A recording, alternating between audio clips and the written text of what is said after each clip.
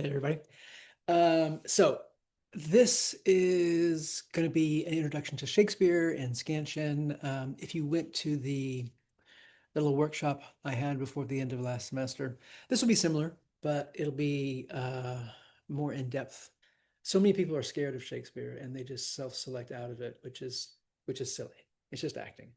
You need to come at it with an open mind, but really you already know all the stuff that you need to know. Basically, is just, and it's really understanding what you're saying, right? And so you're going to need to read it and use Shakespeare glossaries. Just Google Shakespeare glossary or Shakespeare dictionary or whatever.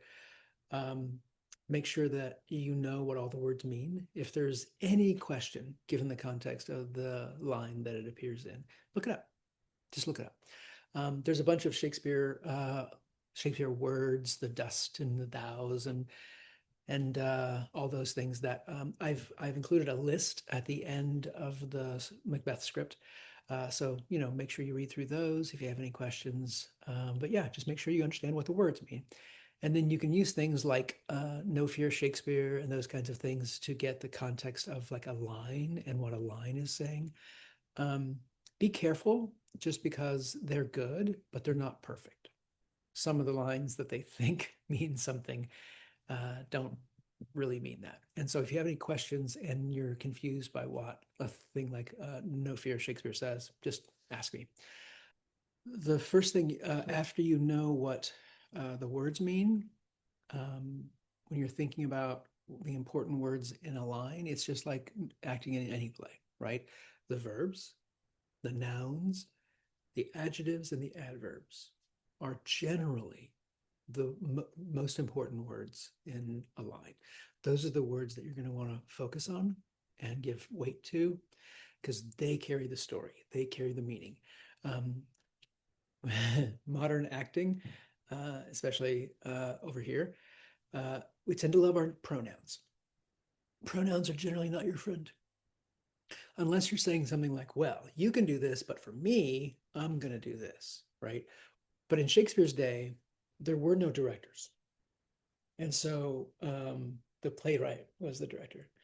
And so Shakespeare, as he was writing, he would put in clues to his actors. This could have been punctuation, it could have been capitalization. In the first folio, the oldest version of these plays, he would capitalize important words like love. My favorite story is in Romeo and Juliet. In the first part of the play, when Romeo thinks he's in love with Rosalind and he's going on and on and on about her, whenever he says the word love about Rosalind, Shakespeare wrote it with a lowercase l in the folio. But once he meets Juliet, he uses uppercase almost exclusively for the rest of the play. And again, right, that's just a little something that editors who took away all the capitalizations because they were like, why is he capitalizing these weird words? They're not names, they're not places, they're not the start of a sentence. Let's take them all out. They did that with punctuation too, because for Shakespeare, punctuation isn't just about the end of sentences and question marks and those kinds of things. He used it as acting clues. Now, commas are everywhere. So you can kind of ignore commas, but the important ones, the periods, the semicolons, the question marks, the exclamation marks, and especially colons, those are important. Those are ends of thoughts. Those are, especially with colons, shifts of tack. Often with a colon, something's happening in that moment, right? And they also mark sometimes pauses because Shakespeare also wrote in pauses uh, into the verse. And so this is really just about like how you figure that stuff out and how you find it. And once you can wrap your mind around treating it like kind of like an adventure, a scavenger hunt, right? This is a scavenger hunt for actors. And yeah, yeah. You don't have to be perfect, right? Um, but it's just about knowing those clues. Yeah. All right, Shakespeare's verse. But before we get there, like I said before, nouns verbs, especially adjectives and adverbs, right? Those are the important ones. All right. So when you open up your script in a published format, this is what you'll find. The lines in Shakespeare's plays will either look like the lines on the left, the Hermia and Lysander line, or the bottom quince lines on the right. They're just laid out different. You can tell that they're different. Shakespeare wrote in poetry, iambic pentameter, and he also wrote in prose. In general, poetry was for the upper class, the nobles, and prose was generally for the more common people. On the right is prose. It's written in paragraph form. It's just like what you would see in a book. What you do in there, this is not poetry, so you don't have to do scansion. You don't have to mark the stresses in the meter. What you do, well, you make sure you know what you're saying. Make sure you understand what the words mean, on the context, your character, all that stuff. And then you just look for the verbs, nouns, adjectives, and adverbs. The good thing about poetry is that don't think of it like you have more to do. There's more clues to find. There's more information to be found.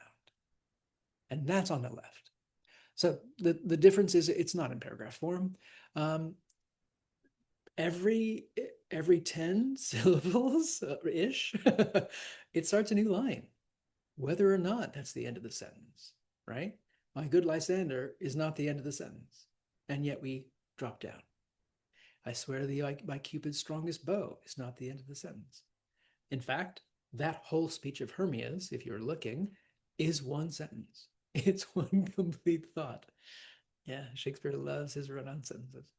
So you'll also notice that every time it does return down to the next line, the first letter of every line is capitalized, even though it's not the start of a sentence. And this is where the poetry is. And so this is where our work starts. All right, this is about stresses, right? This is about stresses. When we're scanning the stress in a word, for instance, syllable, 3 syllables, where 3 syllables in syllable, love it. Where's the stress in the word syllable? Now, if you can't hear it, we don't often in school like think about what syllable in a word has stress, right?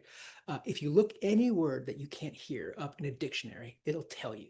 It'll either capitalize that syllable or it'll put a dash above it, but it will show you where the stress is.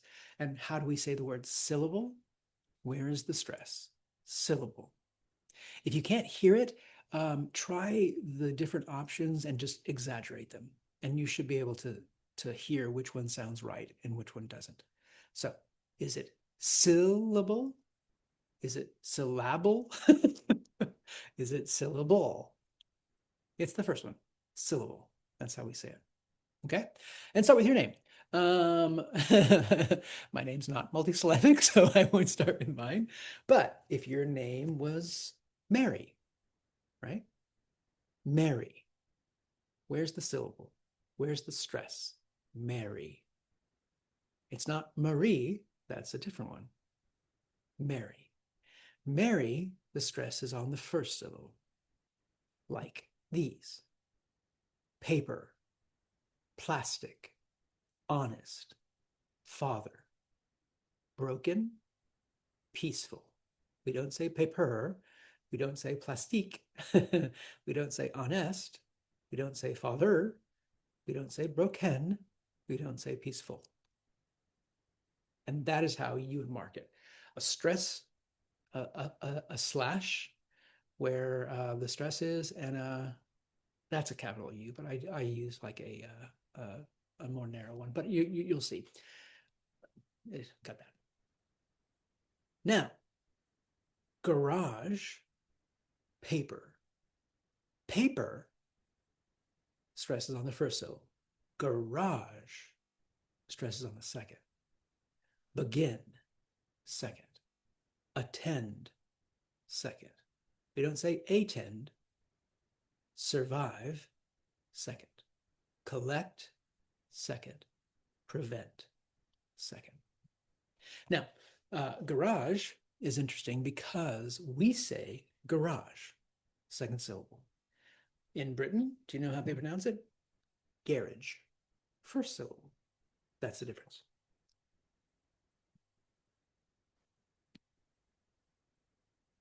All right. Shakespeare wrote an iambic pentameter. An iamb is the second list. Garage, begin, attend, survive, collect, prevent.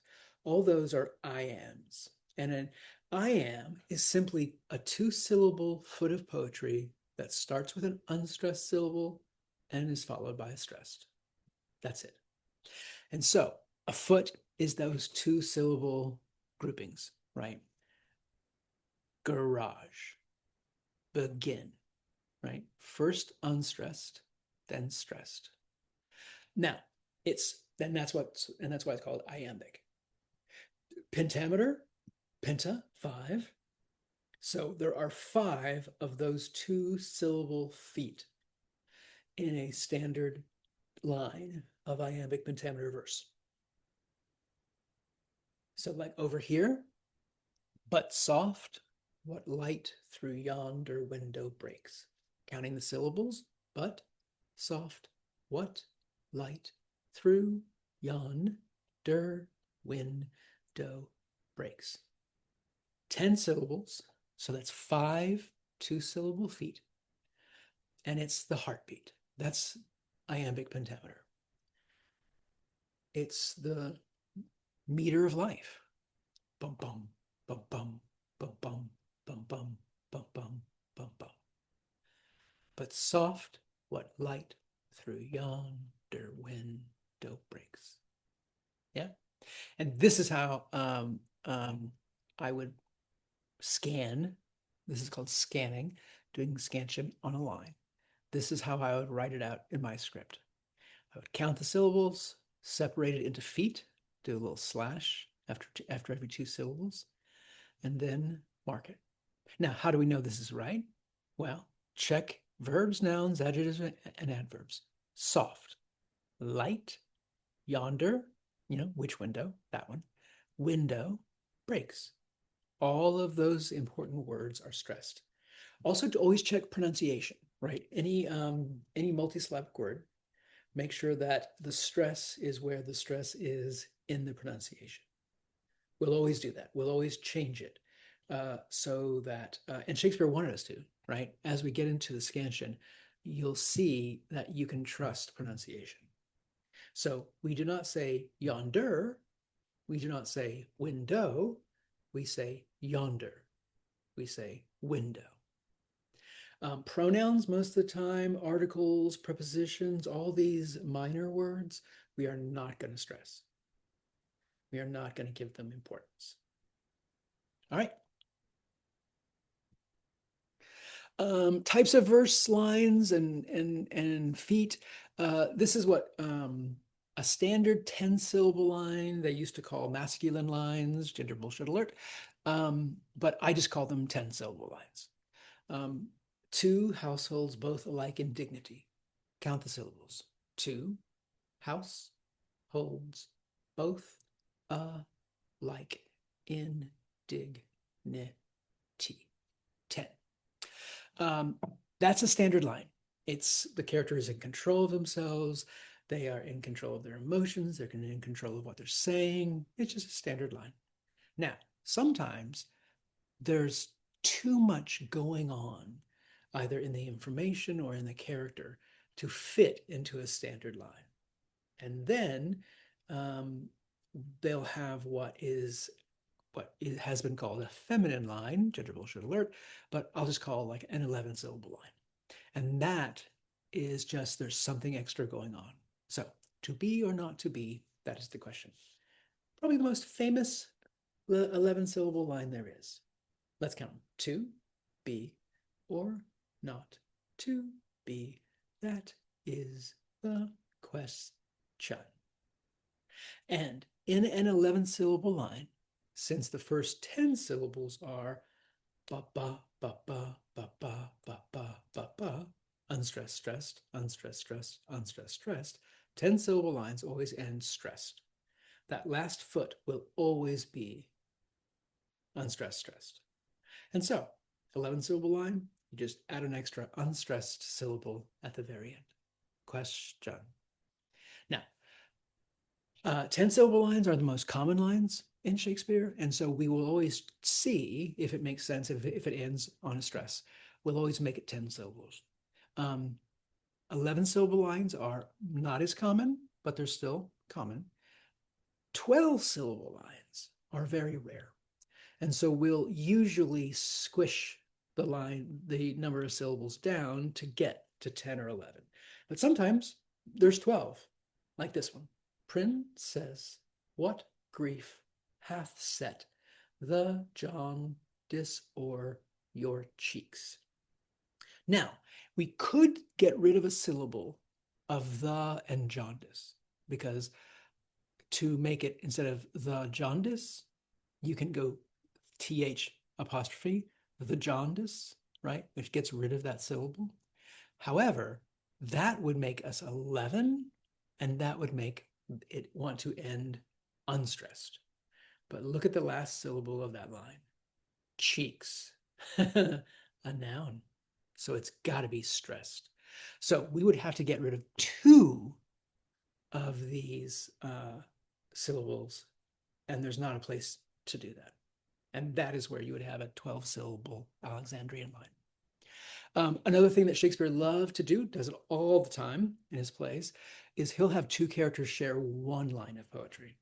And that just means that between you, you will have a 10 syllable line or an 11 syllable line or something like that, right?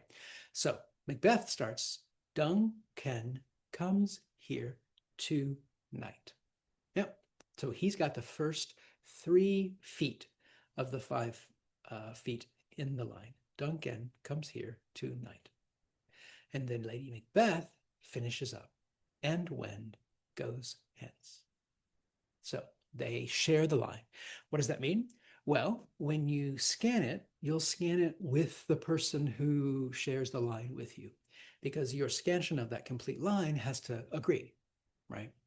And also, the character who completes the line, pick up that cue, because you want the meter and the rhythm to follow.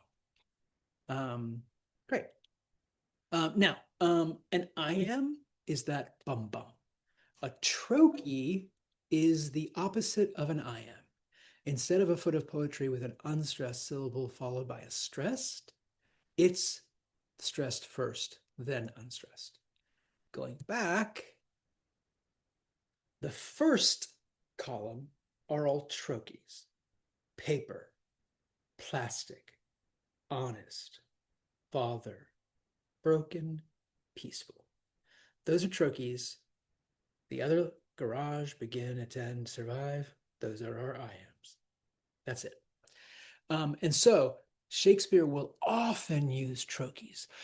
You'll find them a lot at the beginning of lines, because think of that as like you get to attack the line. So instead of starting with an unstressed, you start with a stressed. 2 of the fairest stars in all the heaven, having some business do entreat her eyes, right? Now, how do you know if it's a trochee? Well, let's look at 2 of the fairest stars in all the heaven. Count the syllables. 2 of the fairest stars in all the heaven.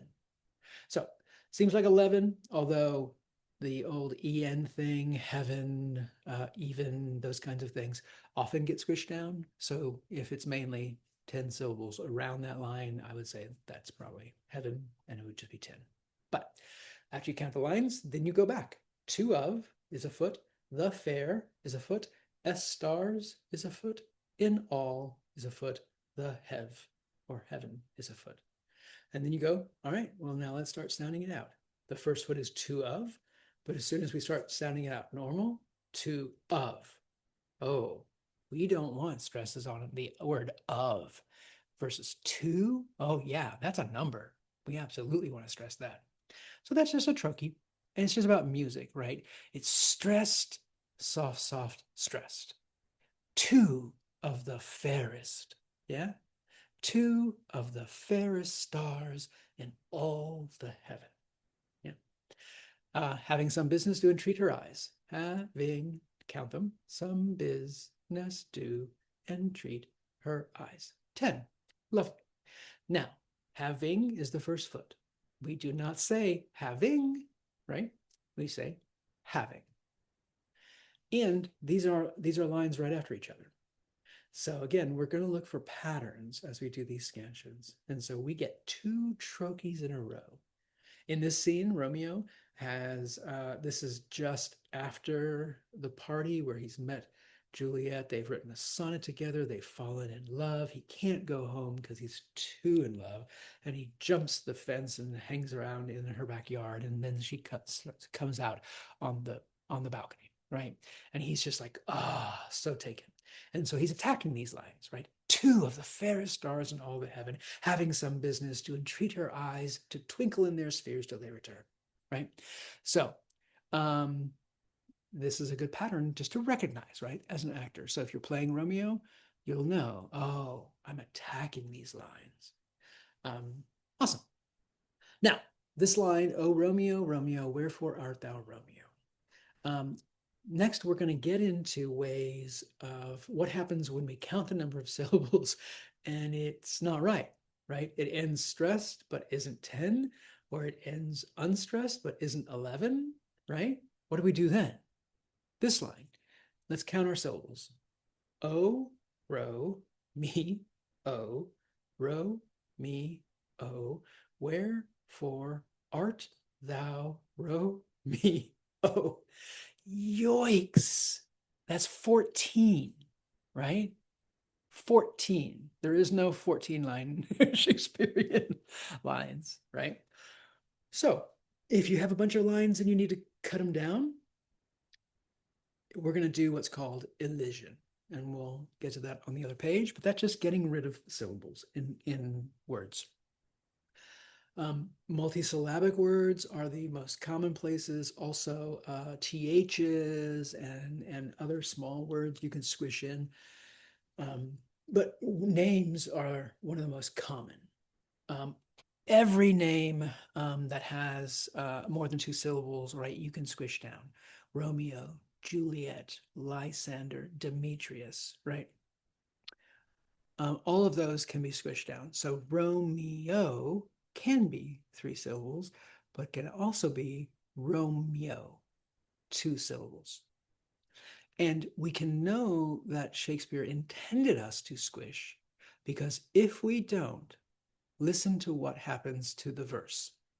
Oh, Romeo, Romeo, wherefore art thou Romeo?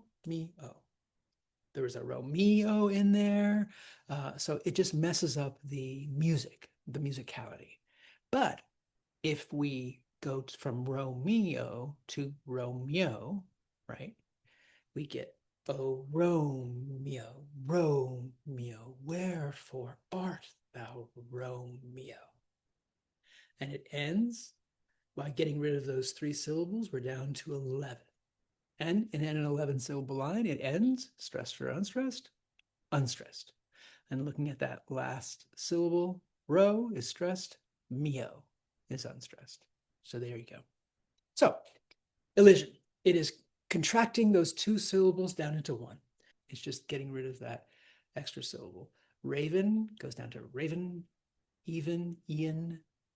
Over is often or, right? And we just did the Romeo.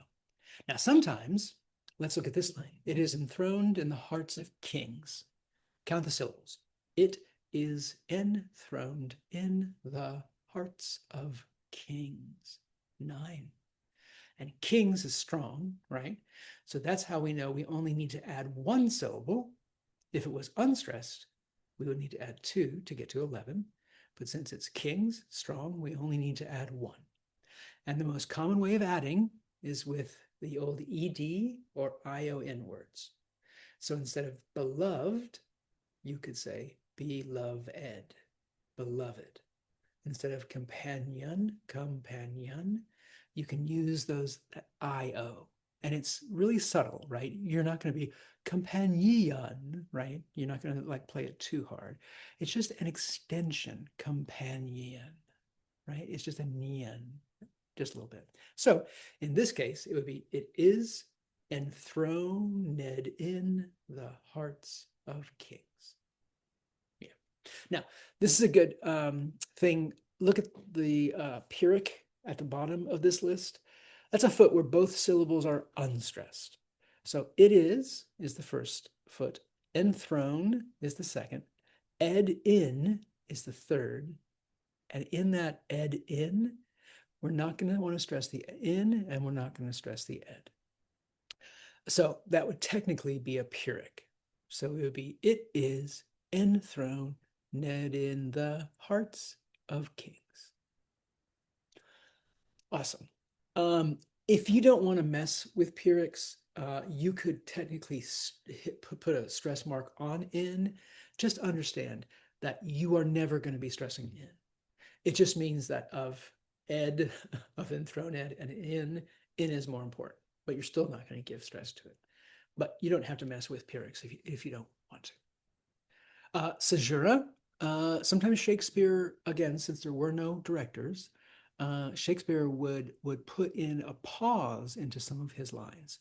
Sometimes because there was an action happening, sometimes character was entering, or there was something happening on stage, right, that happened in that pause. And then sometimes it was just for effect. It was because he wanted a pause for effect. Like, we got to a certain point and now I want you to stop and let that sit and then go on. So how easy is it then? Let's see what kind this is. How easy is it then? Hark more knocking. All right, so how easy is it? It then hark more knocking. Okay, 10. Great. It's a standard line. Moving on. But wait, when you count the syllables, if it's 10, the first thing you have to do is look at that last syllable, because all 10 syllable lines end stressed. We do not say knocking, we say knocking. So actually in this line, it ends unstressed. So we need to find another syllable. All right, so are there any EED words or ION words? No. Then we look for the big punctuations, because Shakespeare will often, if there is a pause in there, not always, but if there is, he will put it around one of those big punctuations, around a period, a question mark, especially a colon, right? That's not the case here. But so the first thing that I would try is putting that missing syllable where the question mark is. So how E would be a foot, Z is a foot, it then a foot, that's pause, hark, another foot, more knock, a foot, ing. Yeah. So then it would be how easy is it then, pause, hark, more knocking.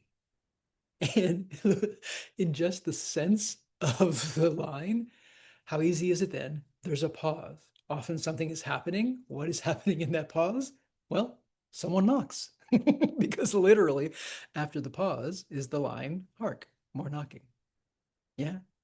So it's not so mysterious once you start doing this and finding these things, right? And I love it because it makes me feel connected to this dude who was like 400 years ago. You know, it's cool. So, caesuras, there's always a few in the plays. Macbeth has a few, not a lot, but they're fun when you find them. Now, another thing that happens with some feet is both syllables are stressed in some feet, like rough winds, And so like, and that's often the case where you have a one syllable adjective and then a one syllable or the stressed syllable of the noun. Rough winds. Romeo, oh my God, he has that great speech about like opposites, like bright smoke, cold fire, sick health, right? All, all of those are spontaneous. And so let's look at the first line. This is from Macbeth. Um, and this is after he has killed Duncan and is covered with blood. Spondies are about attack. They're about so much emotions going on. Similar to lines that where you need 11 syllables or 12 syllables to fit it all in, spondies are about that too. So let's count the syllables. Still, it, cried, sleep, no more, to, all, the house. 10. Great. So now, still it is afoot, cried sleep is afoot, no more is afoot, to all is afoot, the house. So still it. Normally it would be unstressed, stressed. Still it. Well, no, no, no, no, no, no. We are not going to stress it. Still. It's still happening. So you would trochee that. Remember, it's called a trochee when you just switch NIM. So it would start with a stress. Still it. The second foot is cried sleep. Double verbs. There's no way we're not going to stress both of those. And this thing of a trochee for one syllable, I mean, for one foot into a spondee, where you hit both of them, super common in Macbeth. That happens a lot when these stakes are just super high. So, and it's about music, right? It's about stress, unstressed, stress, stressed. So, still it cried sleep. The next syllable, the next foot, no more. No and not and those words that change the meaning of the next words are stressed, right? So you got two spondies in a row. Cried sleep no more. And then it ends standard. To all the house. So this line, you get to attack it with the trochees to start. Still it cried, sleep no more, to all the house. Yeah. And again, this is just stuff that you're like, what do I hit? Well, you hit the spondies. The next line, what hands are here? Huh? They pluck out mine eyes. That huh is the same as like an O or an ah in Shakespeare. Whenever you see these O's or ahs or OHs, they're stressed because they're like, you just make a sound. You just exclaim. You don't even like have a word to it. It's just a sound. So those are stressed. So what hands are afoot, are here, are afoot. Ha, they is afoot. Pluck out, foot, mine eyes. Boom. All right. First foot, what hands? Hands, noun. You're absolutely gonna stress it. But what in this case is like, what hands? It's a description of the hands. It's like, oh my God, these hands, right? So that's a spondee. You get to start with a spondee.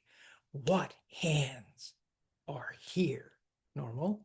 Ha, they. Now that would normally be ha, unstressed, they stressed. But we're not going to do that. So we trochee it, right? So we hit ha and we're not going to hit they. Why would you hit they? We're just talking about hands. It's clear what we're talking about.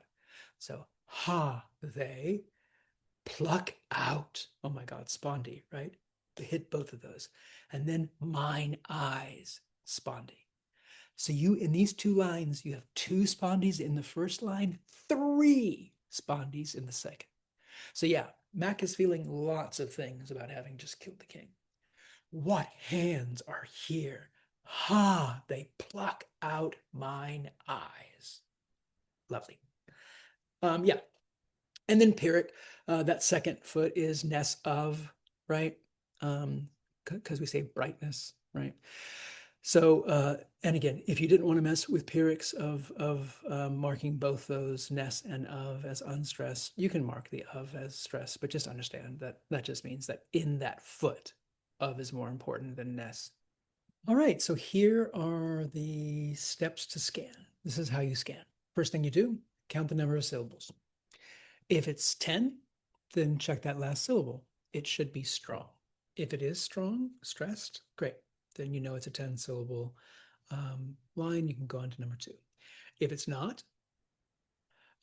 if the last syllable is weak, then you're going to need to add a syllable because you need an 11 syllable line. If it's 9, again, look at that last syllable. If it's strong, you're going to need to add 1 to get it to 10. If it's weak, you're actually going to need to add 2 to get it to 11. If it's 11, check the thing. It should be weak. If it's strong, try to get it down. Try to eliminate 1 syllable. In rare cases, you'll be adding 1 to get it up to 12. Okay, so once you know what kind of line it is, then mark your 2 syllable feet with slashes. So like to be slash or not slash to be slash that is slash the quest slash. And then you sound out the stresses. Ba ba ba ba ba ba ba ba ba ba. And check pronunciations. Make sure the verbs and nouns, and adjectives and adverbs are stressed. Make sure that unless it's those rare like Pyrrhic cases, that none of the words that we don't want stressed are stressed, all that stuff. And if it all works, then you mark them. Mark them with stresses and unstressed with the slashes and those shallow U's. All right, so let's practice. So let's start with a sonnet. So let's count the number of syllables in the first line. Shall I compare thee to a summer's day? 10. With a 10 syllable line, it should end stressed. Day. Noun, absolutely. So then you separate your feet. So you'll do shall I, make a slash, compare, then you sigh. Oh, we don't want, that's much better. So we'll trochee that. So instead of good, then they compare. And that's the musicality that you get when you have a trochee next to a normal I am. Instead of the heartbeat of ba, ba, ba, ba, you get the musical ba, ba, ba, ba. Shall I compare? Nice. The 2, this is one of those cases, 2 is not important at all. I might trochee that, you could also make this a Pyrrhic, but I'd probably hit the sum, that's how we say mer's day. And that's what it's going to look like. We trochee, shall I compare thee to a summer's day? Good. Let's count the syllables in the next line. Thou art more lovely and more temperate. Good, 10 syllables. Now, does it end strong? Okay, here's a tricksy little Shakespeare thing. When a line ends with multisyllabic words, as long as it follows the pattern of unstressed, stressed, unstressed, stressed, and the pronunciation is right, like we say temperate. So the stress is on the tem of perret, right? But that, if the pattern continued, it would be temperate. And so it does end, stressed, even though the first stressed is sort of like the real stress in the word. But so we have a 10. So let's separate it into the feet. Thou art more lovely and more temperate. Great. Now let's start sounding it out. Thou art, good, more lovely and more temperate. Good. Now, all of the stresses that exist are great. However, look at more. More is a quantity, a quality word, right? It's not just lovely, it's more lovely. words that like, oh, you are too, it's too rich, right? Those words will get stressed on also negative words, like it's not something. We want to stress those too. So thou art is correct, but then we want to do a spondy, more lovely and more temperate. And that's what that looks like. What's cool about spondies is that a spondy following a I am gives you three stresses in a row. Thou art more lovely and more temperate. Good. Let's count the next line. 10. Does it end strong? Sure does. May. So let's separate the feet. Rough winds slash do shake slash the dar slash ling buds slash of May. So first one, rough winds. This is such a quintessential spondy, right? Adjective, one word, one syllable adjective followed by either a one syllable noun or two syllable noun that where the stress is on the first, right? Rough winds. We want to hit both those. So that's a spondy. Do shake. The do is not important here, so I wouldn't spondy that again. It's the shake. Yeah. The dar, that's how we say darling. Ling buds, noun of May. Boom. Rough winds do shake the darling buds of May. Nice. Next one. Count the syllables. 10. Does it end strong? Date? Yep. So separate the feet. And some mers lease hath all too short a date. Let's go back. And some mers lease hath all too short. Now short is good, but again, too, right? That's a qualifier, right? It's the magnitude of it. So you want to hit that too. So, and some mers lease hath all too short a date. Boom. Love it. And so just with this, right? Just this has given you a handle on it. Because you've marked all the important things. Shall I compare thee to a summer's day? Thou art more lovely and more temperate. Rough winds do shake the darling buds of May, and summer's lease hath all too short a date. Yeah, lovely. All right, more practice. So we're going to go through. This is to be or not to be.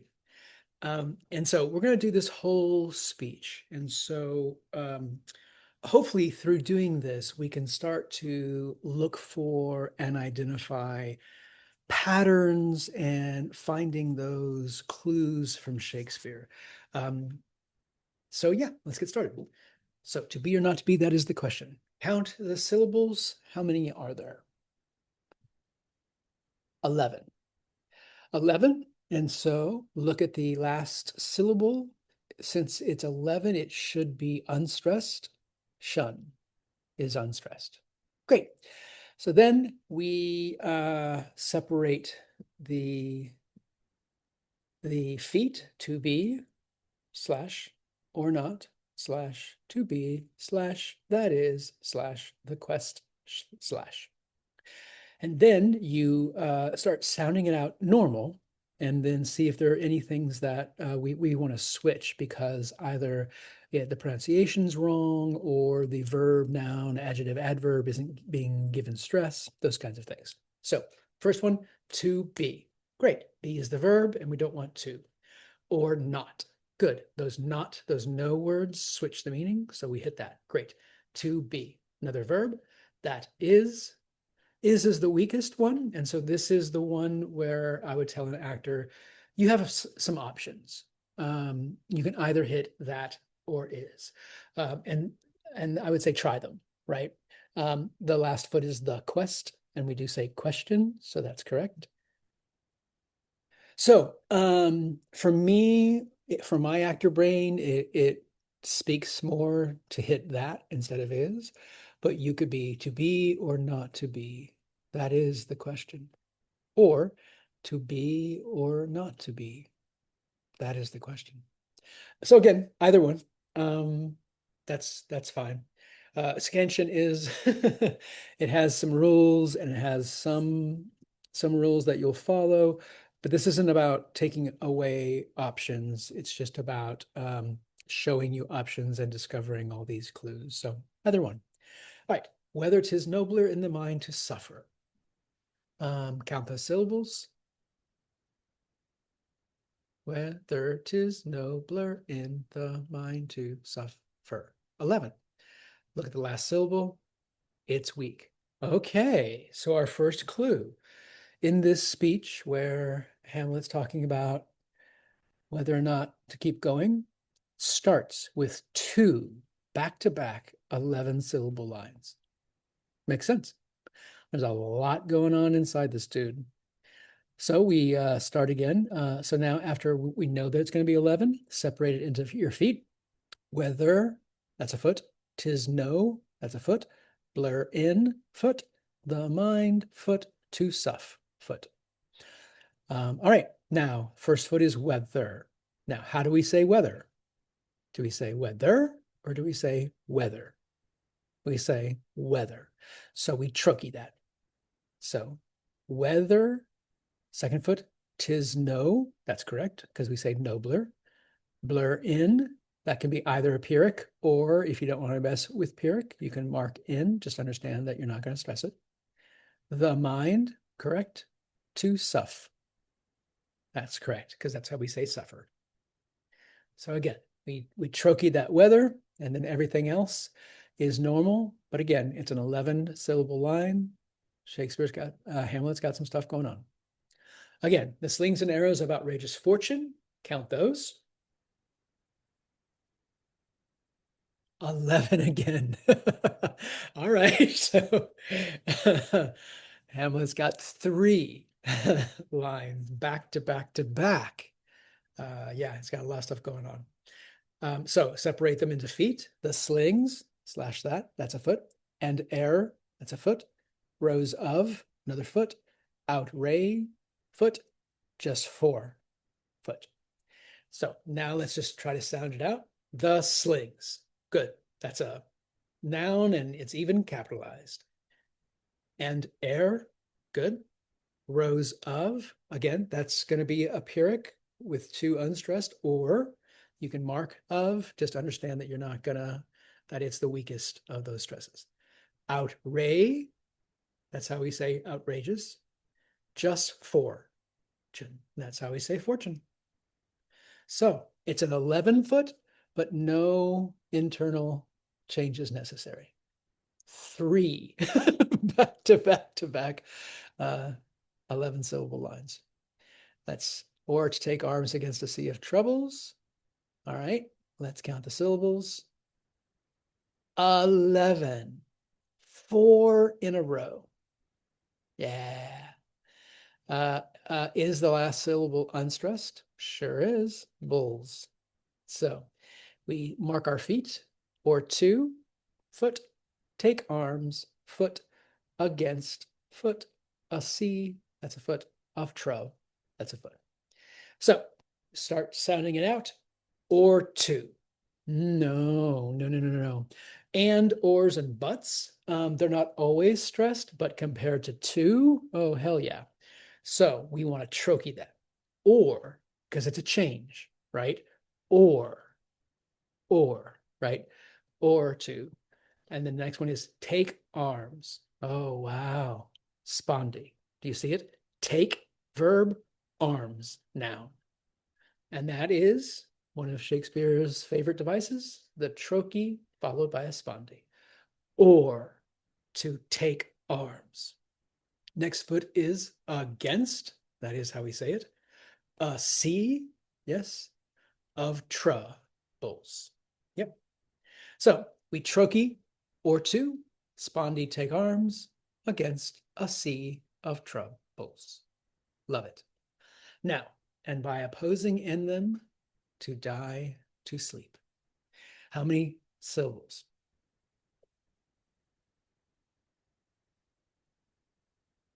Ooh, 10. Okay, 10. So finally, after 4 11-syllable lines, we've got a standard line. Okay. Does it end strong? Yeah, it does. Sleep. Yeah, that's an important one. So there's something that happens in here. It's either introduced or something changes that makes him go to 10. But first, let's mark our feet. And by foot, oppose foot, end foot, them to foot, die to foot, sleep. And by opposing end to die to sleep. Hang on, let me do that again. So now take your feet and by foot, oppose foot, end foot, and by opposing end them to die to sleep. Okay, yeah, all right, edit. All right, so we've just had our first 10-syllable line. All right, and for this next line, let's count the syllables. And by opposing and them to die to sleep. 11 again. But look at that last syllable. It's strong. So we are going to have to get rid of a syllable. And let's look at things that are common. No real multisyllabic words that we could shorten, no names, but look at the twos. That's along with the, THE, going down to just TH. Twos will often be something that you can elide. It goes from to die or to sleep to die. In essence, one syllable, to sleep. Okay. So we're going to do probably one of those two. So we can start with the first part of it before the colon, kind of normal. So and by, that's a foot. Oppose, that's a foot. Zing, end, that's a foot. So let's just do those first three. The first foot would be and by, except we don't want to hit by. And is one of those and or but words. So we're going to trochee. And we're talking about patterns, right? Look at the last line. Shakespeare will do this a lot. You'll see patterns, right? Because we just trocheed the start of a line for or, and we're going to do it again. And by. Oppose, that's how we say it. Zing, end, that's how we say it. Great. So our first feet are taken care of. Now, our options are, we're going to elide either to die down to die, or the last one, to sleep. Okay. So which one? Well, it's either going to be that a foot is them to, that can be a complete foot. Then it would be die to sleep, or them to die to sleep. Well, one messes us up. If we do to sleep, then we have and them to, which is either a pronoun or an article, a preposition. So that's not good. So we instantly know that that's the one that we have to shorten. So it's going to be them to die. So unstressed, stressed. Them to die, and then the last foot to sleep. Good. So, and by opposing end them to die, to sleep. Now, we need to look at the next line and before we talk about why we've gone to 10, because what has been introduced is in a speech about death, This is actually the first time he's actually said the word die. He's kind of been euphemistic before this, right? To take arms against a sea of troubles and by opposing end them, right? But this is the first time he's actually said the word die. And so that is the change that has got us to 10 syllables. So now let's look at the next one. Count the syllables. No more, and by asleep to say we end. Another 10 syllable. So yeah, this is stuck. He's feeling more in control, better about this, right? So let's separate our feet. No more, that's a foot. And by, that's a foot. Asleep, that's a foot. To say, that's a foot. We end. So the first one would be no more. Love the stress on more, but again, no, right? That's a changing word. It flips the meaning. So we're going to spondy that. No more. And by, we just had this and by right before, right? So we're going to trochee that. We're going to hit and instead of by. Asleep, love that. To say, that's the verb. We end, that's the verb. Boom, no more. And by asleep, to say, we end. And then let's go ahead and do this. The heartache and the 1,000 natural shocks. Count the syllables.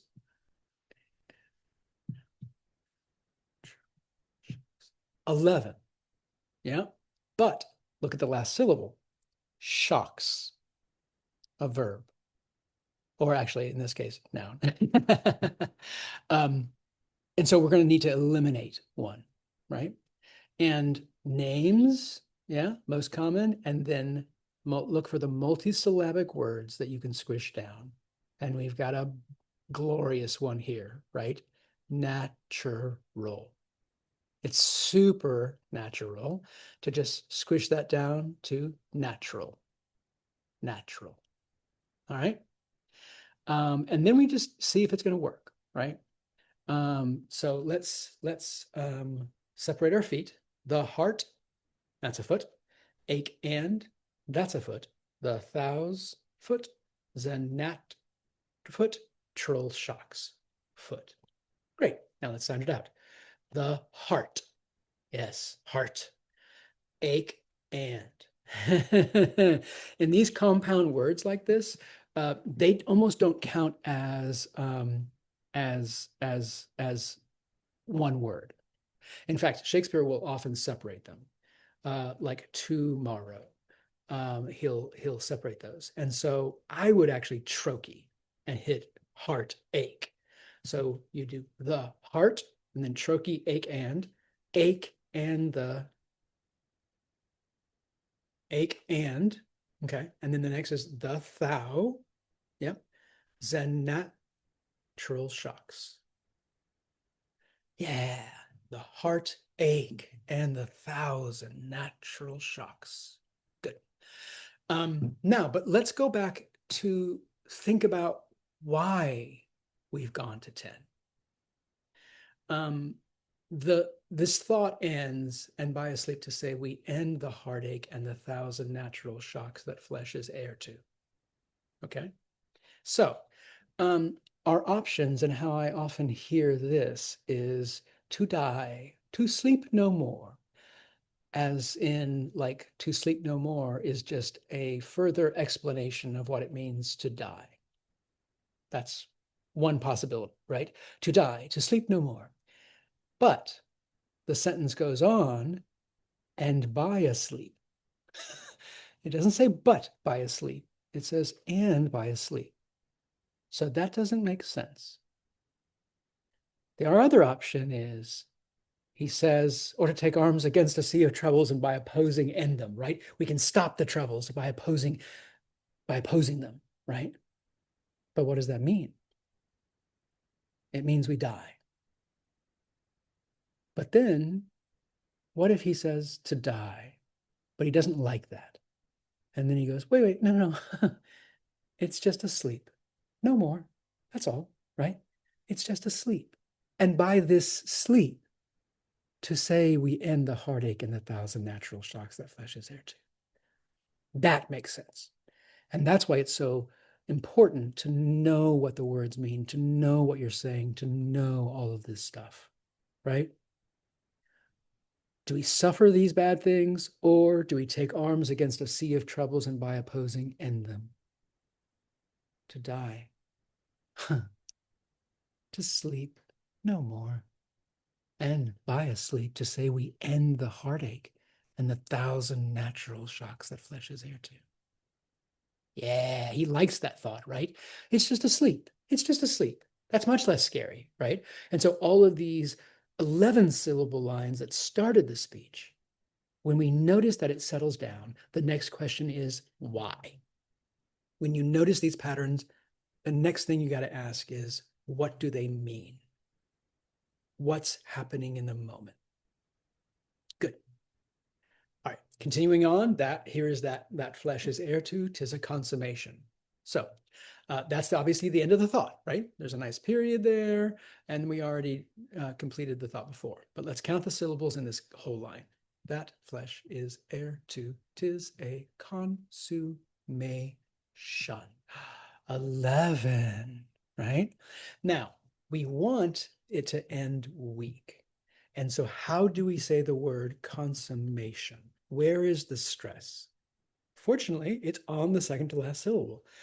We say consummation. So it does indeed end weak. So now we're back to 11 syllables. Nice. Just notice these things, right? Now, separate it into feet. That flesh, do that slash, is heir slash to 'tis slash con slash su me slash. So that flesh, good, we want flesh, is heir, yep, to 'tis, yep, con su me shun.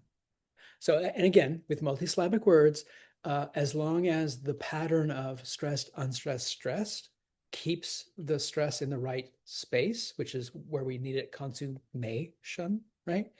It'll be where technically con also gets a mark for a stress, like so. That flesh is heir to. Ooh, 'tis a consummation. And after that thought, this next thought gets us back into 11s. So there's more emotion, there's more feeling, there's more stuff going on. Let's figure out why. Let's count the syllables in the next line.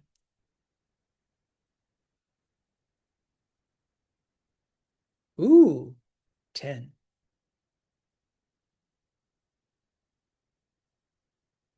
All right. So let's separate it into our feet. Devout foot, lead to foot, be wished foot, to die foot, to sleep. Now we get a repeat of to die, to sleep, but we don't elide them. This time we get to say to die, to sleep. When we introduced death the first time, we elided it. So it was like to die. But this time, we don't have that luxury. We say it all. So let's start sounding it out. Devout, that's how we say it. Lead to, and again, that would be, the second foot would be a Pyrrhic, or if you don't want to mess with Pyrrhics, go ahead and mark it, but just know that to is not important. Be wished, yep. To die, to sleep.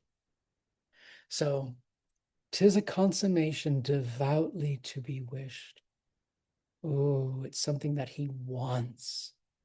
And he wants it so bad, it made the start of that line an 11 syllable line.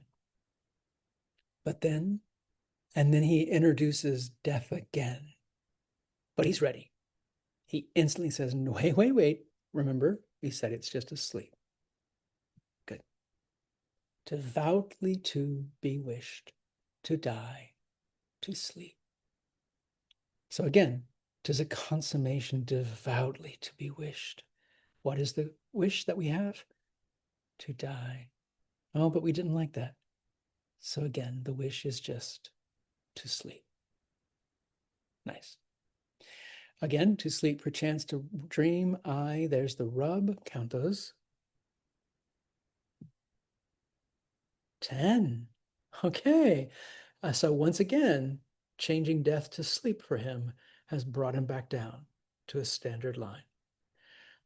Is the last syllable stressed? Absolutely. Rub. And that rub is another one that you would look up. Any of these words that you don't know, look them up. Rub means issue, problem. So let's try to sleep. That's a foot. Perchance, that's a foot. To dream, there's the rub. All right, let's try to sound it out normal. To sleep, yep. Perchance, that's how we say perchance. To dream, yep. There's. Okay, now theirs makes sense to me, right? Because it's an accent word. There's the problem, right? But I is also important. Oh, right, that's the issue. So I would spondy that foot for sure. The rub. Normal. Boom. To sleep, perchance to dream. There's the rub. So he's been talking about sleep, and that's made him feel better about this scary thing. But now he's introduced dreams. And let's see what he thinks about that. Next syllable. Next line, rather, count the syllables. Ooh, 10. All right. All right. It's a problem, but it's a problem that he isn't having trouble talking about. He's in control. So let's separate the feet. For in, foot, that sleep of death, what dreams may come. Good. So let's start out normal. For in. For is taking it's another sort of transitional word, right? It's like and, or, but. And in, we never want to stress. So I would trunculate that to for, in, and then that sleep, love that, of death, yep. What dreams? Dreams, for sure, stressed. But again, I would hit that what too. For in that sleep of death, what dreams may come? Yep, I think that makes sense to me. For in that sleep of death, what dreams may come? Yep, love it. Count the next one. Syllables. 10. Last syllable strong. Coil. Yeah. And you get to say this amazing phrase for death when we have shuffled off this mortal coil. Oh, it's so good, right? We get to say these words. That's part of the magic of Shakespeare. You're never unaware that you're saying beautiful things, right? Your character is someone who's equipped to do that, right? You get to enjoy that. It's amazing. All right. So separated into feet. When we have shuffled off this mortal coil. Good. When we, again, pronouns, no. Trochee that. And look at the line before. Again, patterns, right? We trocheed for in, trochee when we. Good. Have shuffled off this mortal coil. Amazing. And again, you're talking about the dreams that may come when we have shuffled off this mortal coil. Love it. All right. Next line, count the syllables.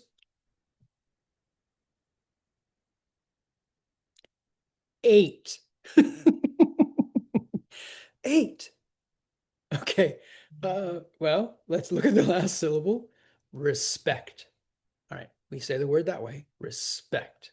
With the stress on the last syllable. So we are missing an entire foot of poetry. Now, let's look at things that we can expand. I mean, there's theirs, But Shakespeare contracted it. And he's not going to contract something just to make you expand it to make it fit. You know, if he needs did not for the scansion, he's not going to say didn't, right? So that's not going to work. So let's look at what we have, right? Must give, that's a foot. Us pause, that's a foot. There's the, that's a foot. Respect. So where to stick this foot two syllable pause? Well, I wonder. Again, look for punctuation. And in this case, Shakespeare, clever writer, wants us to pause after we say the word pause. So, must give. Give, absolutely stressed, but must needs to be stressed. So this line starts with a spondy. Must give us pause. And then he's actually telling you how much of a pause to take. Because if he had only wanted a short pause, he would have only put one syllable pause in there. But he made it two. So he wants you to take a decent pause. Must give us pause. Bum, bum. There's the, no, no, no, no. We don't want there. I mean, we don't want the. Switch it, trochee it. So after the pause, we get to attack with a trochee. There's the respect. Boom. Yeah. So to die, to sleep perchance to dream. Aye, there's the rub. For in that sleep of death, what dreams may come when we have shuffled off this mortal coil must give us pause. There's the respect. Yeah? Yeah? This is the point. This is why we do this, right? To find these clues to, and it gives you so much about character and it gives you so much about the speech and the moment, right? So there's the respect that does what? Let's count the syllables. That makes calamity of so long life. 10. Separate them into feet. That makes, boom, calam, bim, itty, boom, of so, boom, long life. Great. 10 syllables, line, ending strong, life. Let's sound it out. That makes. Yep. Calam, that's how we say calamity. Itty, right? Of so, great, long life. The only thing is we want to hit long too, because that's adjective noun. Long life. So must give us pause. We take the pause. There's the respect that makes calamity of so long life. Yeah. All right. Great job. There will be some lines in the script. If a line has an asterisk next to it, that means that I had to edit, right? And the scansion's just messed up. So all you do with a line with an asterisk on it is just mark your nouns, verbs, adjectives, and adverbs and make sure that those get stressed. But everything else, you'll be able to figure out. If you have questions about something or if something's really tricky, mark it. And as we go through it, I don't expect you to have all of this right. You know, I want you to have taken a stab at it. And since we're going to start at the beginning, just start at the beginning. And then you'll have a chance, knowing how far we got in the day before, to be able to go back and continue working. But yeah, and any questions you have as you're going along, just let me know. All right. Can't wait for the 17th. I'll see you then.